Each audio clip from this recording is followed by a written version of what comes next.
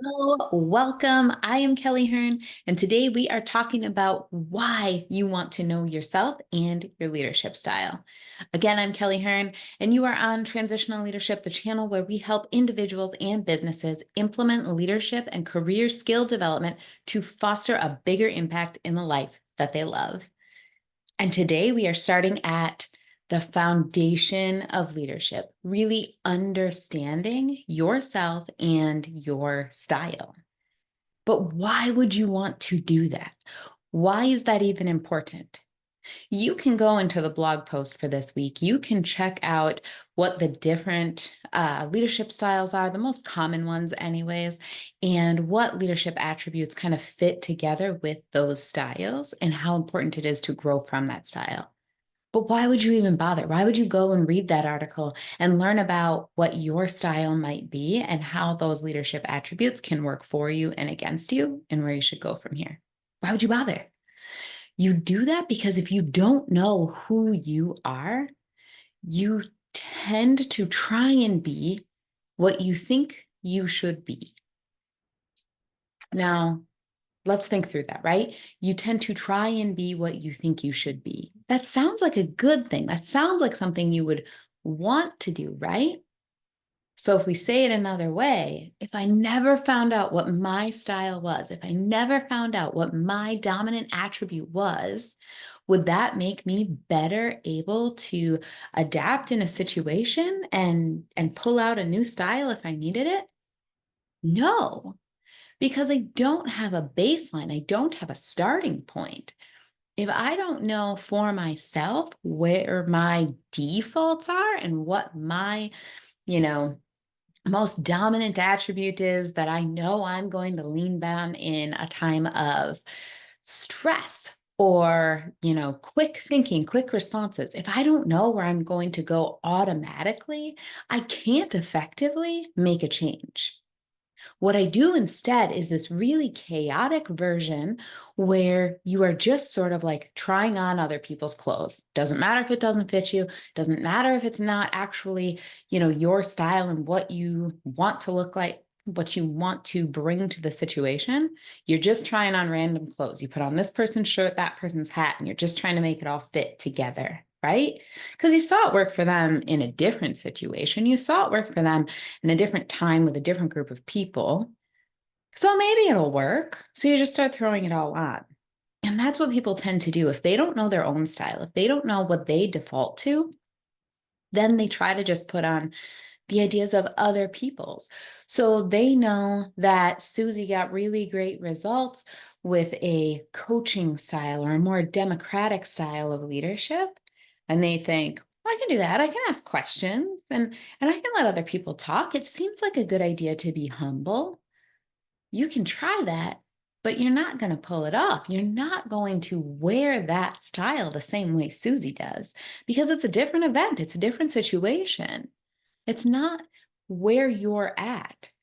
And you don't understand where all of that is coming from, where that style is truly emanating from to be able to be comfortable and stick with it. And then what's the result? You appear inauthentic. Your people are trying to come to you, they have questions for you, and you are completely inauthentic in how you respond because you're trying to respond in somebody else's outfit, right? You're trying to respond by pretending to be someone else in their style. And it doesn't fit you and it's not yours. And you can't be truly authentic in it because you don't have all of those building blocks that created it, that made it your style. And when you're inauthentic with your people, I think you know what happens, right? You lose all of the trust, you lose all of the credibility that you had. And so you need to know that basic foundation level of what your style is and what your attributes are that you tend to lean on. Are you a more feminine leader or a more masculine leader? Do you strive for accountability and results? Or do you want to see the entire process and touch on every single point of it? Do you want to give people an equal voice to your own? Or do you want them to understand and trust that you are the expert? in any situation that they could come to you. None of those are bad. None of those are wrong, but you have to know where you actually fall. And so I do want to give you a couple of resources right now. One of them is the Strengths Finder book for leadership. I thought I had it right in front of me, but apparently I don't. And that's Strengths-Based Leadership. Get a copy of that book. I'll put a link for it in the show notes. And that's going to help you really understand what your strengths as a leader are and how they apply to you in your situation and when you're working with other people. So you might learn, that you have a really strong strength in woo. Yes, that's actually a strength in their list. And you're a little lower on accountability, but you need to know how to work with someone who has a strength of accountability or who has a strength of analysis. And so you have to understand how those work together. That book is going to help you really understand it very, very well. I highly suggest reading the book and taking the assessment.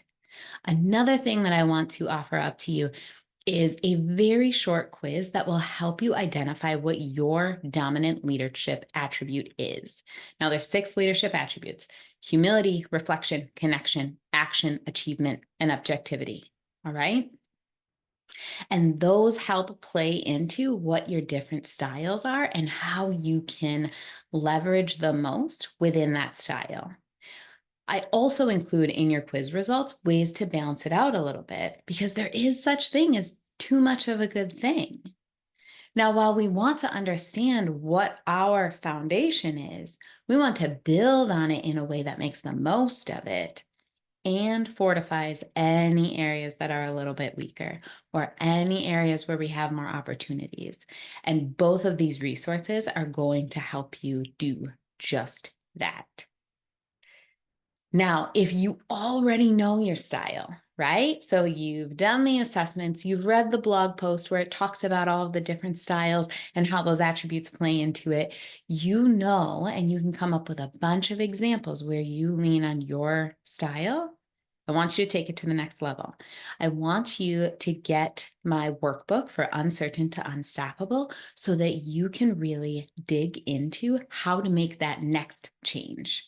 It helps you walk through the process of understanding where you can be as an amazing leader when you're able to leverage a different style in any situation that you need, highlight any obstacles and find solutions for them, and then create a plan to make the changes that you want to see and have the kind of impact that you want to have. So I will link to all of that in the show notes because I know I threw a lot at you right then.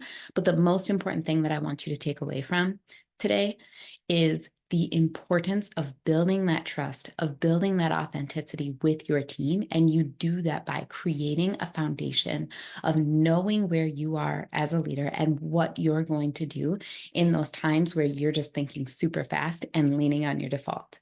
And that is going to help you not only in those situations, but in everything that comes after. As you grow and develop and learn as a leader, you need to know where you come from. All right. I hope that this was helpful for you today. I hope that you leverage all of those resources that I just mentioned. Mine are free for you, and that book is very inexpensive. I think it was like $10 on Amazon. So go pick it up. You will get a whole host of benefits for a very low investment in yourself. Have a wonderful day. And if you are getting a lot out of this, please share it, like it, send it to a friend who also might want to build more trust and authenticity with their team. All right. Have a great day.